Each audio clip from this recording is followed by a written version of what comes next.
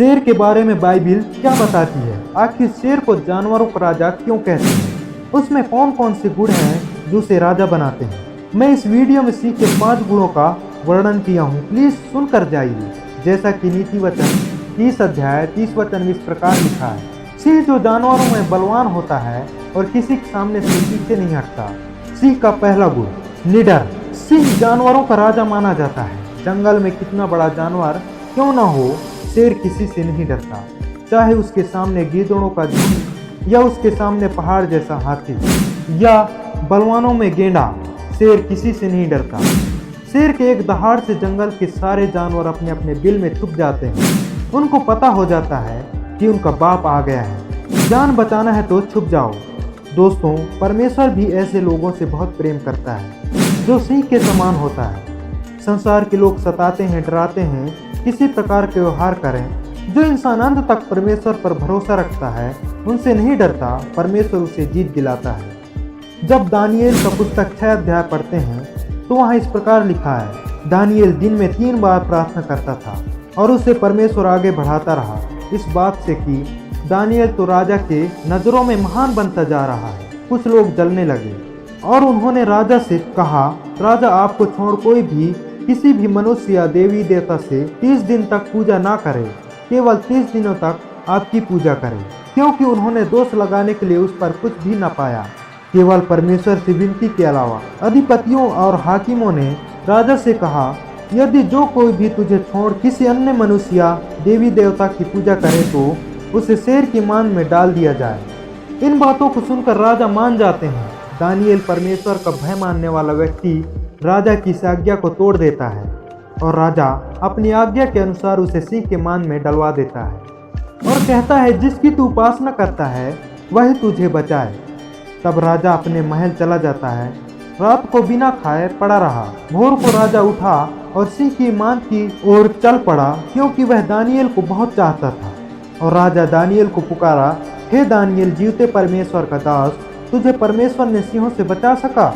दानियेल कहते हैं, परमेश्वर ने अपना दूध भेजकर सिंह के मुंह बंद कर दिया ताकि मुझे कुछ हानि न पहुंचाए। जब राजा यह देखा और समझ गया कि यह निर्दोष है और उसे आनंद से बाहर निकालता है, और जिन्होंने उसके खिलाफ चुगली की थी, राजा ने उनके परिवार सहित सिंह के मान में डलवा देता है और सिंहों ने झपटकर उनका हड्डी तक चबा जाते हैं। दानियेल ने जीवित परमेश्वर की उपासना करता था, उससे ही डरता था और वह जानता था कि परमेश्वर सर्वशक्तिमान है, मुझे बचा लेगा। आज डरने की जरूरत नहीं है। आज भी परमेश्वर चमत्कार करता है। आज भी परमेश्वर हमारे साथ है। शेर का दूसरा गुण, जोखिम। सिंह का एटीट्यूड ही बता देता है कि वह राजा है। जब भी वह शिकार करने निकलता है, अपनी जान पर खेल कर शिकार करता है। उसके सामने गीदड़ों का झुंड क्यों न हो, वह कभी पीछे नहीं हटता। या तो उन्हें फाड़ डालेगा या खुद मर जाएगा, पर पीठ दिखाकर कभी नहीं भागता। शिकार करना है तो करना है। जो भी व्यक्ति परमेश्वर के लिए जोखिम लेता है, परमेश्वर उसे सही समय पर साथ देता है। जैसा कि प्रेरितों के कार्य 16 अध्याय के 16 वचन से 28 वचन में इस प्रकार लिखा है, पौलुस और सिलास के बारे में। तब ऐसा हुआ कि जब पौलुस और सिलास प्रार्थना करने के स्थान को जा रहे थे तो एक दासी मिली जिसमें भविष्य बताने वाली आत्मा थी। वह शकुन विचारने के द्वारा अपने स्वामियों के लिए बहुत लाभ कमा लाती थी। वह पौलुस और सिलास को देखा और चिल्लाने लगी, ये मनुष्य परम प्रधान परमेश्वर के दास हैं जो तुम्हें उद्धार के मार्ग का संदेश सुनाते हैं। वह कई दिनों तक ऐसा ही करती रही, परंतु पौलुस अत्यंत क्रोधित हुआ और उसने मुड़कर उस आत्मा से कहा, मैं तुझे यीशु मसीह के नाम से आज्ञा देता हूँ कि उसमें से निकल जा। और वह उसी क्षण उसमें से निकल गई। जब उसके स्वामियों ने देखा कि उनकी कमाई की आशा समाप्त हो गई, तो वे पौलुस और सिलास को पकड़कर और घसीटकर चौक में अधिकारियों के सम्मुख ले गए और उन्हें मुख्य न्यायाधीशों के सामने लाकर उन्होंने कहा, ये यहूदी हमारे नगर में बड़ी गड़बड़ी मचा रहे हैं और ऐसे रीतियों का प्रचार कर रहे हैं जिन्हें मानना ग्रहण करना हम रोमियों के लिए उचित नहीं। भीड़ इकट्ठी होकर उन पर चढ़ आई और न्यायाधीशों ने कपड़े फाड़कर उतार डाले और आज्ञा दी कि उन्हें बेत लगाए जाए, और बेत से बहुत पिटवाकर उन्हें बंदी गृह में डाल दिया गया। और जेल के दरोगा को आज्ञा दी गई कि उनकी कड़ी चौकसी करें। उसने यह आज्ञा पाकर उन्हें बंदी गृह के भीतरी भाग में डाल दिया और उनके पैर लकड़ी में जकड़ दिए। अर्धरात्रि को लगभग पौलुस और सिलास प्रार्थना कर रहे थे तथा परमेश्वर के गीत गा रहे थे और कैदी सुन रहे थे। तभी अचानक बड़ा भूकंप आया जिससे बंदी गृह का नींव हिल गई और तुरंत सब द्वार खुल गए और सबकी बेड़ियां खुल गई। दरोगा नींद से जागा और उसने जेल के द्वारों को खुला देखा तो अपनी तलवार खींच ली और यह सोचकर कि कैदी भाग गए हैं, अपने आप को मारने पर ही था। तभी पौलुस ने जोर से पुकार कर कहा, अपने आप को कोई हानि न पहुंचा, क्योंकि हम सब यही हैं। अंत में दरोगा यीशु मसीह पर विश्वास करता है और यीशु मसीह को उद्धारकर्ता स्वीकार करता है। परमेश्वर के लिए पौलुस और सिलास रिस्क लिए और परमेश्वर ने उन्हें जीत दिलाया। शेर का तीसरा गुण, आत्मविश्वास। शेर को अपने सामर्थ्य पर पूरा भरोसा है। शेर किसी भी जानवर को टारगेट करता है तो उसे जरा भी संदेह नहीं होता कि कर पाऊंगा कि नहीं।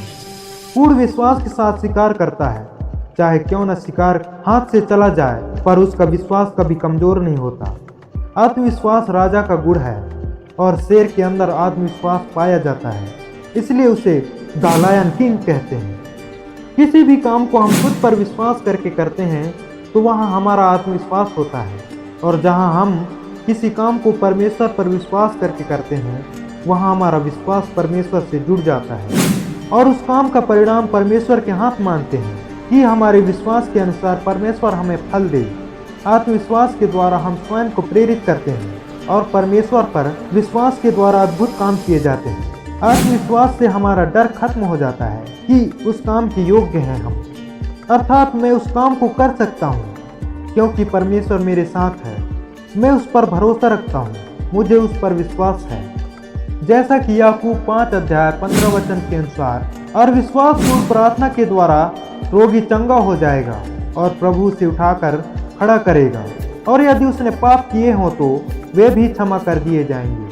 आत्मविश्वास इसलिए जरूरी है कि हम परमेश्वर के लिए खड़े हो सकें, तब हमारा विश्वास प्रकट होगा। केवल विश्वास दिखाने से नहीं बल्कि कर्म करने से विश्वास प्रकट होता है। कर्म बिना विश्वास कैसा? मुझे विश्वास है कि रोगी के लिए प्रार्थना करूंगा और मेरा विश्वास है कि यीशु से चंगा करेगा। मुझे विश्वास है कि परमेश्वर मेरी प्रार्थना सुनता है। मेरा विश्वास है कि परमेश्वर मेरा प्रार्थना को उत्तर देता है।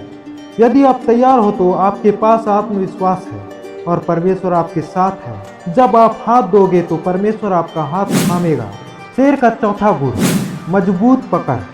जब शेर किसी भी जीव को पकड़ता है तो किसी भी कीमत पर नहीं छोड़ता।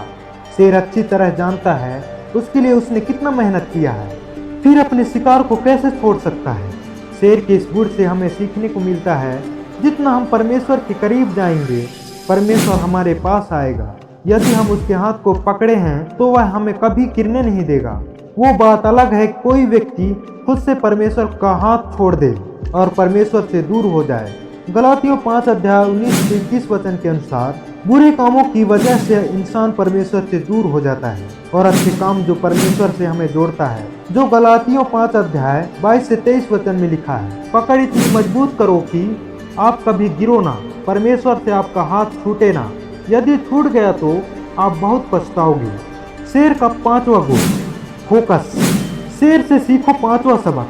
शेर जिस जीव को टारगेट करता है उसके हर चाल पर नजर रखता है ताकि उसे पकड़ने में आसानी हो। उसके लिए उसे बहुत समय तक इंतजार करना पड़ता है और अपने शिकार पर लगातार फोकस करता है और अंत में उसे अपना शिकार बना ही लेता है। शेर के इस गुण से यह सीखने को मिलता है कि हम परमेश्वर पर कितना भरोसा रखते हैं, हम उस पर कितना फोकस्ड हैं कि हम जो चाहते हैं परमेश्वर हमें दे। किसी को फाइनेंशियल फ्रीडम चाहिए, किसी को जॉब चाहिए, किसी को बड़ा बिजनेस करना है, किसी को प्रोफेसी करना है, किसी को हॉली स्पिरिट का पावर चाहिए, किसी को पीस ऑफ माइंड चाहिए, किसी को बेस्ट लाइफ पार्टनर चाहिए, किसी को हीलिंग पावर चाहिए। तो ये सब परमेश्वर ही देगा। जैसा कि भजन संहिता 1:1-3 में इस प्रकार लिखा है, क्या ही धन्य है वह मनुष्य जो दुष्टों की सम्मति पर नहीं चलता, न पापियों के मार्ग में खड़ा होता है और न ठट्ठा करने वालों की बैठक में बैठता है, परंतु वह तो यहोवा की व्यवस्था से आनंदित होता है और उसकी व्यवस्था पर रात दिन मनन करता रहता है। वह उस वृक्ष के समान है जो जलधाराओं के किनारे लगाया गया है और जिसके पत्ते कभी मुरझाते नहीं। इसलिए जो कुछ वह मनुष्य करता है वह इसमें सफल होता है। परमेश्वर आप सबको आशीष दे। धन्यवाद।